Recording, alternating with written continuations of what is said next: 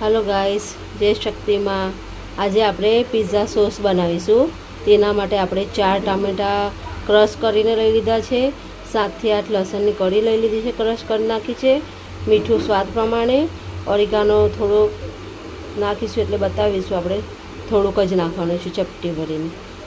અને chilli flakes લઈ લીધા છે, મરચું અને બ્રેઝિલ કટ કરીને લઈ લીધી છે, 7 થી 8 પાંદડા। ચાલો તો આપણે શરૂ કરીએ। તો હવે આપણે ગેસ ઓન કરી લઈશું।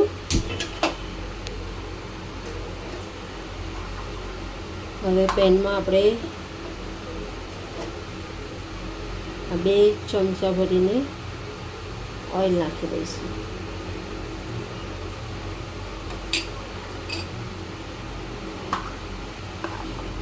હવે આપણે એમાં લસણ જે આપણે ક્રશ કરીને રાખ્યું છે એ નાખી દઈશું।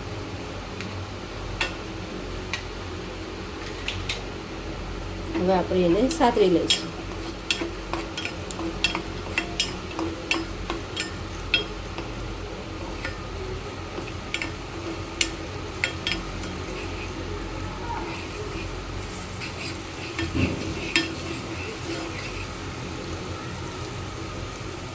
આપણું લસણ હવે થવા આવ્યું છે, એને બહુ લાલ નથી કરવાનું આપણે, ખાલી થોડું એનું કચાશ થોડી દૂર થઈ જાય ત્યાં સુધી એને સાતરવાનું છે બસ, ને લાલ નથી કરવાનું આપણે।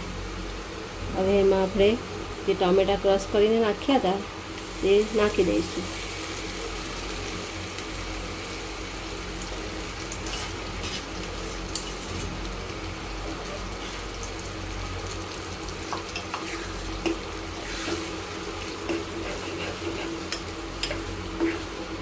હવે એને કચાશ ભાગતા લગીને શેકવાના છે આપણે।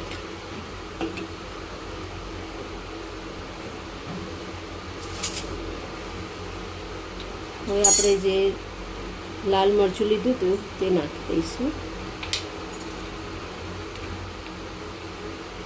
ઓરિગાનો,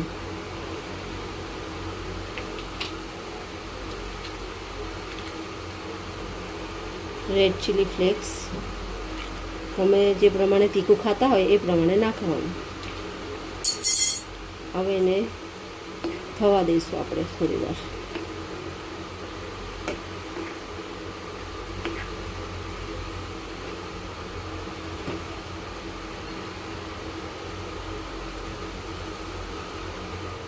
આપણે ચેક કરી લઈએ કે આપણી સોસ ક્યાં સુધી પહોંચી છે।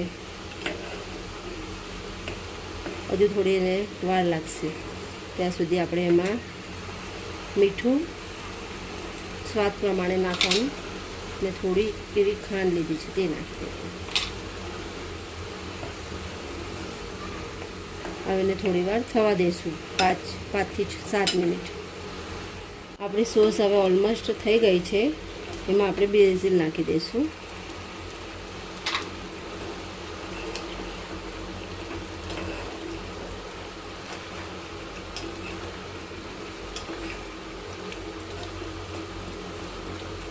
બેઝિલ નાખીને થોડી વાર એને પાકવા દઈશું।